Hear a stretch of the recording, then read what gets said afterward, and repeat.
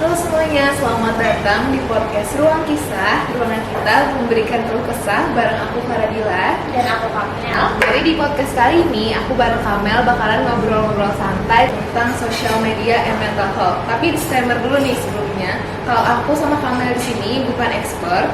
Di sini kami cuma mau sharing-sharing, cuma sama-sama belajar. Jadi kalau ada yang salah-salah mohon dimaklumin. Nah, ngomongin masalah social media nih. Kira-kira siapa sih yang nggak pernah main sosial media di zaman sekarang? Kayaknya udah hampir semua orang deh ya. Apalagi kan anak muda. Siapa sih yang gak kenal yang namanya sosmed? Ya betul banget. Apalagi sekarang sosmed itu udah kayak kebutuhan hidup gitu. Aku sendiri juga mengakui kalau aku udah di tahap yang ketergantungan sama sosial media. Kalau kamu gimana Mel? Aku juga gitu sih. Contoh kan sekarang kita kayak dianjurkan buat beraktivitas di rumah ya. Pasti kan kalau gabut ya scroll Instagram, Twitter, gitu-gitu deh. Ya benar-benar gabut dikit scroll Instagram. Kalau udah bosen sama Instagram, buka TikTok, Twitter, ya gitulah ya. By the way dari tadi kita ngebahas sosial media nih. Kira-kira teman-teman penonton semuanya udah tahu belum sih apa itu media sosial? Mungkin Kamal bisa ngejelasin. Oke, jadi sosial media adalah teknologi komputer di mana penggunanya bisa memuat dan membuat berbagai informasi dan berinteraksi sama penggunanya. Ngomong-ngomong sosial media nih, kira-kira menurut kamu sekarang sosial media itu udah kayak toxic nggak sih? Kalau dibilang toksik sih sebenarnya tergantung dari penggunanya ya. Karena nggak selamanya media sosial itu buruk. Coba deh kamu pikir, apa sih hal positif yang bisa kamu dapatkan dari bermain sosial media?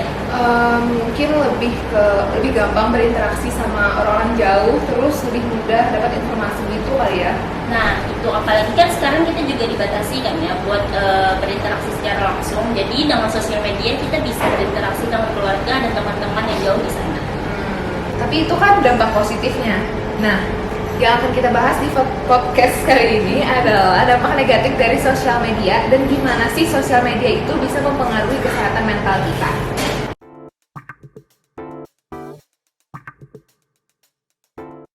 Salah satu dampak negatif dari sosial media ialah ketika sosial media ini bisa berpengaruh ke kesehatan mental kita.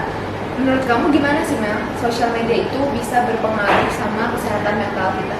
Mungkin ketika seseorang mulai merasa ketergantungan sama sosial media itu udah termasuk berpengaruh ke kesehatan mental sih. Ketika dia mengisi kekosongan dan mencari kebahagiaan dengan bermain sosmed. Tapi nggak selamanya itu buruk kan? Kayak maksud aku pun kalau lagi down banget, lagi butuh motivasi, itu juga perginya ke sosial media, cari-cari sesuatu yang inspirasional lah gitu. Pada dasarnya kayak yang aku tadi awal bilang, tergantung pada penggunanya juga. Mungkin selain itu ada nih beberapa hal gimana sih sosial media itu mempengaruhi kesehatan mental kita. Nah yang pertama itu mungkin semua orang udah pada tahu nih, yaitu beauty standar. Beauty standar. Ya nggak sih Mel, kayak setiap kita ke sosial media, ambillah Instagram nih, kita melihat postingan orang, oh yang cantik tuh harus kayak gini, harus putih, harus langsing, harus mulus, itu nggak sih? Ya benar-benar. Hal ini yang kita lihat setiap hari di sosial media ketika kita melihat orang post dan banyak yang suka, secara nggak langsung kita menganggap bahwa cantik itu harus putih, harus mulus. Dan ketika kita berkaca dan melihat kalau kita nggak seperti dia, muncullah rasa nggak percaya diri. Akhirnya kayak jadi ngebandingin diri kita sama orang lain gitu juga nggak sih? Padahal kita nggak tahu apa sih yang sebenarnya ada di balik postingan itu. Aku juga pernah dengar quotes yang bagus nih menurut aku. Apa tuh? Kalau nggak salah tuh gini ya, the reason why we struggle with insecurity because we compare our behind the scene with other people highlight reel. Apa tuh highlight reel? Kali aja teman-teman pada tahu. Jadi simpelnya highlight reel itu kayak sisi terbaik dari seseorang gitu. Jadi ya kalau kita bandingin sisi terbaik seseorang sama yang real kita, behind the scene kita, ya nggak sebanding gitu. Ya walaupun juga misalkan postingan itu emang bener dia seperti itu dia di kehidupan nyata, ya terus emang kenapa gitu? Fisik kan emang bukan segalanya gitu. Iya setuju. Yang kedua nih ada fear of missing out atau FOMO, yaitu keadaan dimana ketika kita merasa takut ketinggalan info yang lagi takut ketinggalan sesuatu yang lagi happening gitu, takut nggak update. Jadi sehingga kita jadi terobsesi sama yang namanya media sosial. Setiap waktu mantengin media sosial, oh ini lagi ada gosip ini nih, tahu nggak lo gitu. Tapi biasanya itu supaya kita diterima di lingkungan pertemanan gitu nggak sih? Iya bener. Jadi misalkan nih geng kamu lagi ngobrolin sesuatu yang lagi happening, kamu tuh nggak ketinggalan. Jadi paham gitu loh apa yang lagi diobrolin. Oke, selanjutnya mungkin ada social media addiction atau ketergantungan sosial media. Jadi gimana ya? Kayak kami bilang di awal-awal tadi, sebenarnya otak tuh udah secara biologis memproduksi hormon dopamin apabila kita mendapatkan sebuah penghargaan gitu. Misalkan posan kita like-nya banyak, itu ntar otak itu memproduksi hormon dopamin, di mana hormon itu yang bikin kita senang gitu. Dopamin kayak yang kita kopi itu ya sih. Lama-kelamaan kalau berlebihan juga nggak bagus ya kan. Iya. Jadi setiap kita nge-post berharap dapat like yang banyak, kalau pada suatu waktu like-nya dikit, kita tuh kayak yang ngerasa cemas, ngerasa tidak puas diri. Itu sih dampak dari kesenangan yang berlebihan ya. Kalau kita nggak bisa ngontrol, bakal jadi ketergantungan. Iya, kayak gitu. Jadi kayak apa ya? Jadi kayak nggak pede juga gitu, kayak aku nggak sebaik itu gitu loh. Iya benar-benar.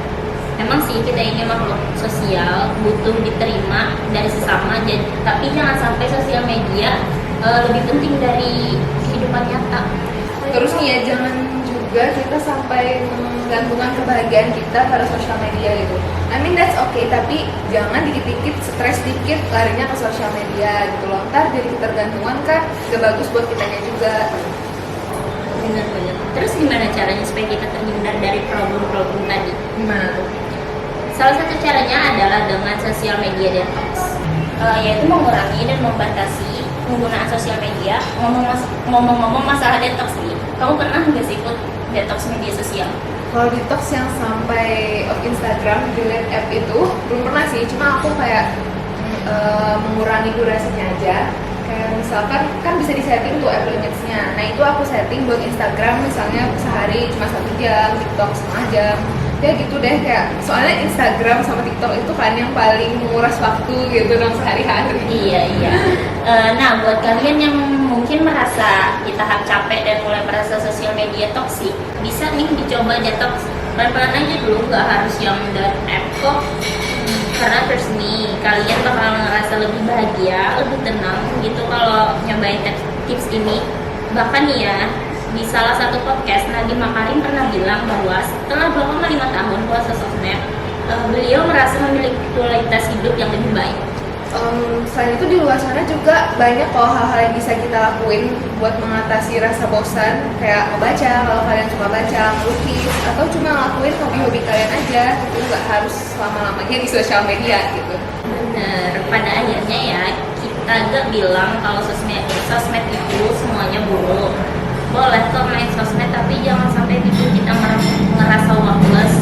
Jangan sampai kita membandingkan diri kita dengan orang lain, apalagi sampai membahayakan kesehatan mental kita. Ya enggak? Iya betul banget. Ya pada dasarnya kayak kita bahas dari awal tadi, semua itu pasti ada positif dan negatifnya ya kan.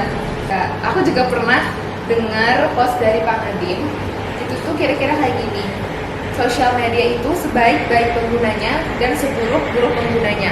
Nah, jadi tergantung lagi nih ke kitanya gimana kita menggunakan sosmed tersebut. Jadi bijaklah beli sosmed guys. Iya betul banget. Nah udah nggak kerasa nih, udah beberapa menit aku dan Kamel nemenin kalian. Bagi kalian yang udah nonton video ini, kami ucapkan terima kasih. Dan bagi kalian yang suka sama videonya, boleh banget di like dan di komen juga. Dan di share ke teman-teman kalian biar banyak yang aware tentang masalah ini. Ya, akhir kata aku Faradila Dan aku Kamel. Kami ucapkan terima kasih. See you next time.